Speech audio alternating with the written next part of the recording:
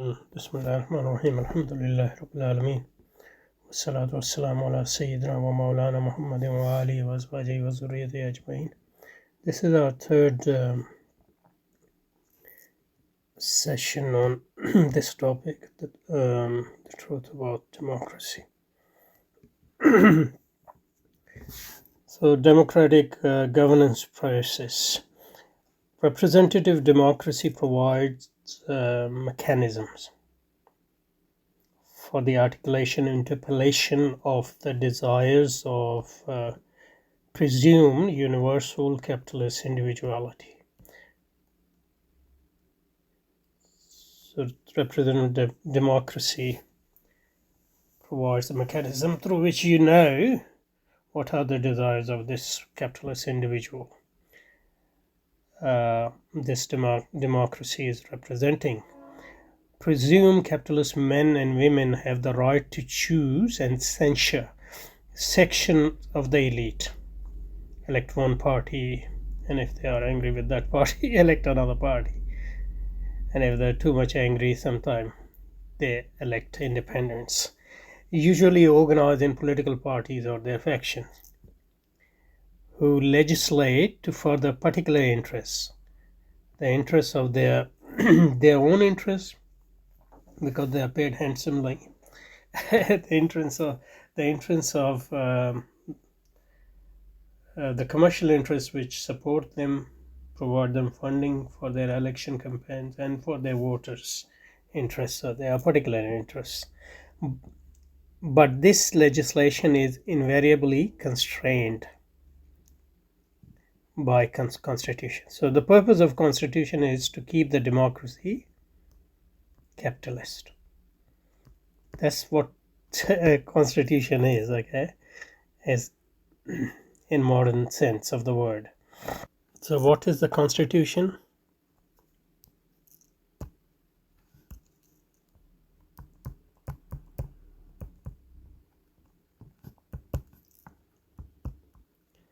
Constitution is a framework,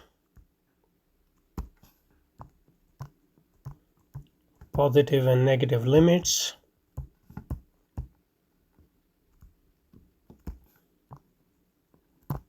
which ensures that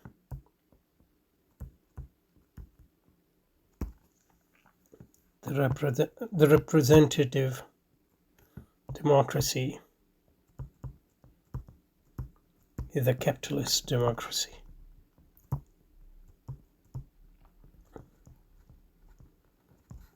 That's why constitutions are generally not, they're written by capitalist elites, and generally they are not popularly voted. So American Constitution, very few, like I think 9 of 15 states actually participated in its ratification, and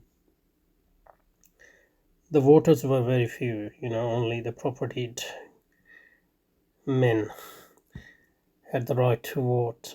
Similarly, in Iraq, the constitution was basically framed by Americans and then imposed on Iraqis. So, and once it is imposed, this framework is to keep the democracy a capitalist democracy. That's what constitution is. So that's why it's the most ridiculous thing to say that the Prophet ﷺ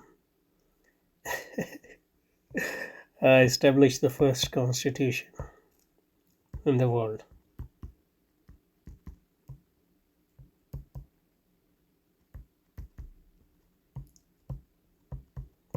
That was Misak, a contract. Misak Medina. That wasn't a constitution. Its purpose wasn't to keep Medina a capitalist state. Now, capitalism didn't even exist at the time as a system. Probably the first constitution in the world in this sense is the American Constitution. Okay. So, but this legislation is invariably constrained by constitution, which ensures the rule of law. They're always talking about the rule of law. That's the rule of the law of capital. So that's not just any law, the law of capital. That's what is supreme. And the rule of law of capital is not democratically chosen or voted upon. It's presumed by all modern advanced democracies. Okay. So that is why, because this democracy is a capitalist democracy, the role of the representational bodies, municipal, provincial, federal, remains limited to legislation within the framework of constitution. So that's legislation provides the rubber stamp or the popular sanction or justification or legitimation of the actual policies, which are the implementation of the legislation in all capitalist democratic regime is the domain of non-representative bodies, that is non-democratic bodies,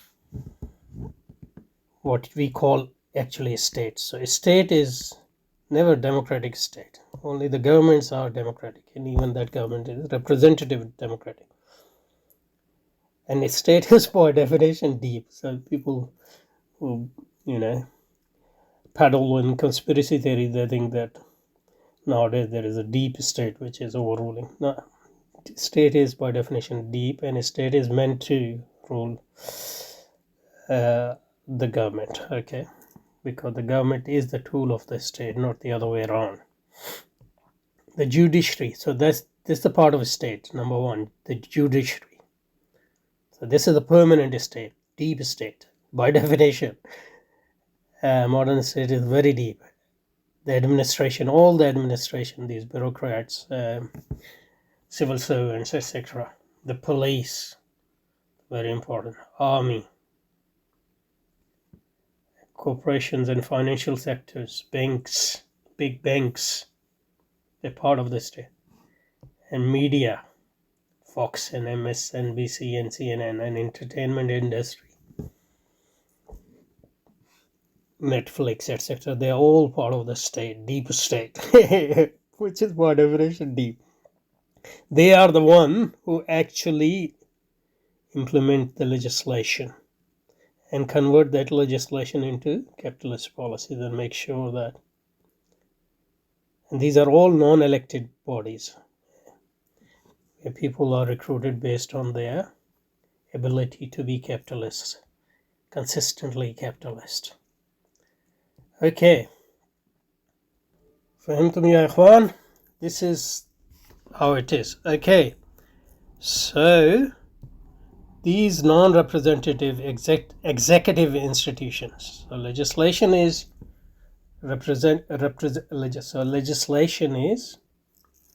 legislation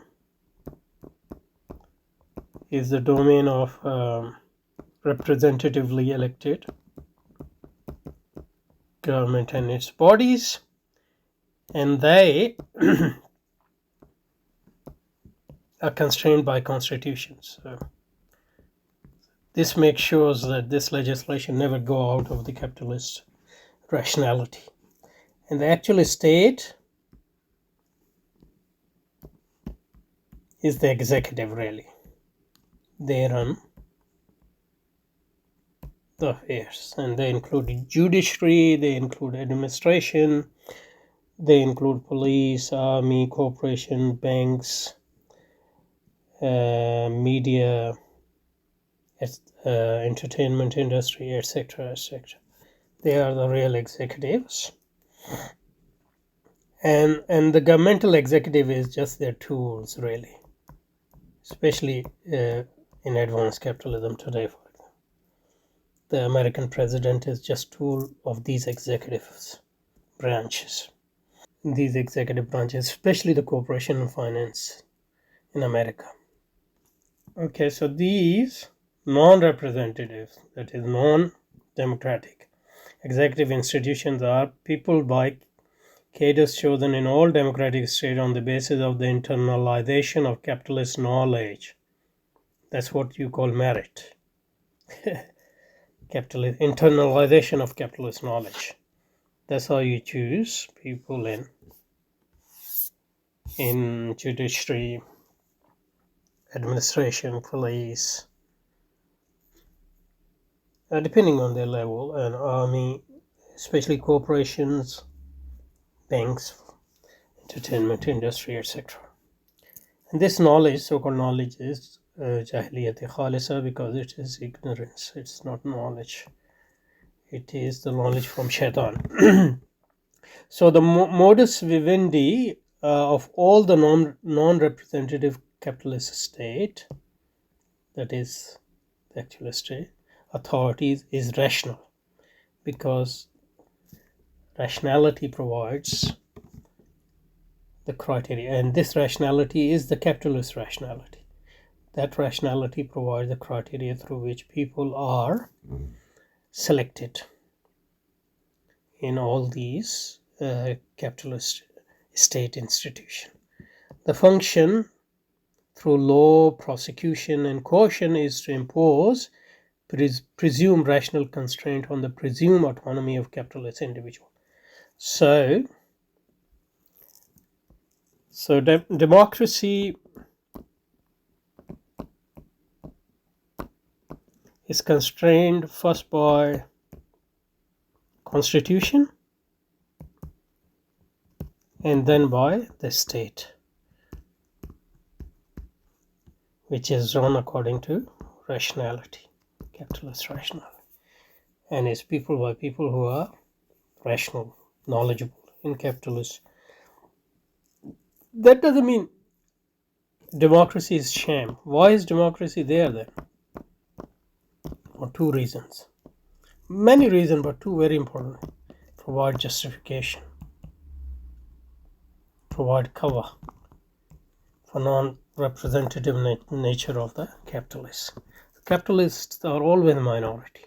That's why there is so much talk about minority rights in constitution. They are the rights of that capitalist minority, not minority like us, just benefit from them as a side effect of that. But democracy provides justification and legitimation of the whole system. And secondly, the democratic process, election campaigns, through that people are actually made capitalists, because you vote according to your interests. Your votes are asked according to your interests. Your interests are appealed to. Your desires are appealed to. So this is sort of a socialization in spiritual process, albeit a satanic spiritual process, through which the sovereignty of desire is inculcated in a normal human being. And we have seen this, you can see this in countries and areas where first time, elections are introduced. People before that weren't self-interested. But once this process is repeated, they actually become self-interested. And that's what capitalist rationality and individuality means. So these are two main functions of democracy. So when we are saying that democracy, the real rulers are the capitalist elite, by that we don't mean that democracy is sham. It has very important substantial function that should be understood. Representative democracy is always the rule of capital. So representative democracy, because of the reason we just underlined, is always a capitalist democracy. It is the capitalist disciplining of capitalist governing process. And disciplining is first done through constitution and then through the actual executive state, through judiciary, through administration, through public servants, through police, through army, through corporation, through banks, through media, through TV channels, news channels, through entertainment industry. It is a means for the imposition of the efficiency demands of rationality upon the desires for autonomy. So everybody is made autonomous. On that basis, you go to democracy and democratic process and voting. But that autonomy is constrained by the fact that this autonomy must be rational autonomy. And rationality are those limits which make sure that autonomy doesn't go anywhere outside the capitalist rationality. Okay. Now, but attempts at such subjectification are not always successful. Obviously, the whole so what we are talking about is ideal thought. The actual process is always ridden with contradictions and all that. So first, because subjectification, the spirit, ruh, to the nafs ammara goes against human nature, man's nature. The ruh is the command of Allah subhanahu wa ta'ala. So human beings cannot be totally slave of nafs ammara. That's against their nature. Naturally seeking identification in abdiyat, that is worship. So worship is human nature. The worship of nafs ammara is not always consistent. So your nafs always seeking worship. So when it doesn't find the worship of Allah subhanahu wa ta'ala, it goes and worship shaitan and worship these these celebrities and these different chimeras, etc. So the ruh, the command of the Allah, naturally seeking identification in abdiyat. Autonomy is a denial of the fundamental. So we are not autonomous really by nature, or a relation of being to being. So autonomy is the exact opposite of worship, and autonomy is basically goes against nature, which is worshipping. The only thing is either we will worship shaitan or worship Allah subhanahu wa ta'ala. Autonomous subjectivity deprives being of the capacity to love. For love is necessary the rejection of autonomy and self-determination.